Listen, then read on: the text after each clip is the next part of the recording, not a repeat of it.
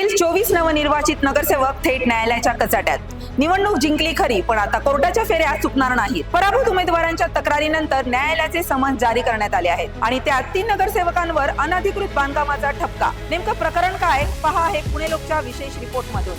पुणे महापालिकेच्या निवडणुकांना 4 वर्षानंतर रंग चढला. 165 नगरसेवक सभागृहात पोहोचले. सर्वाधिक जागा भारतीय जनता पक्षाच्या खात्यात, तर राष्ट्रवादी, काँग्रेस आणि इतर पक्षांचंही प्रतिनिधित्व. पण या सत्तेच्या समीकरणांमध्ये मोठा ट्विस्ट आलाय. तब्बल 24 नगरसेवकांविरोधात जिल्हा लघुवाद न्यायालयात याचिका दाखल करण्यात आली आहे. पराभूत उमेदवारांनी निवडणूक निकालाविरुद्ध प्रश्नचिन्ह उपस्थित केलंय. न्यायालयाकडून समन्स बजावण्यात आले आहेत. म्हणजेच आता या 24 नगरसेवकांना कोर्टाचे खेटे मारावे लागणार आहे. इतकंच नाही, याशिवाय 3 नगरसेवकांविरोधात अनधिकृत बांधकामाची तक्रार देखील झालेली आहे. सुधारित कायद्यानुसार जर निवडून येण्याआधीच अनधिकृत बांधकाम केल्याचं सिद्ध झालं तर थेट पद रद्द करण्याची तरतूद आहे. प्रशासनाकडून कारवाईचा प्रस्ताव आयुक्तांकडे जाणार आणि चौकशीत तथ्य आढळल्यास संबंधित नगरसेवकांचे पद धोक्यात येऊ शकते. निवडणूक जिंकणं एक गोष्ट, पण न्यायालयीन लढाई जिंकणं तितकंच कठीण.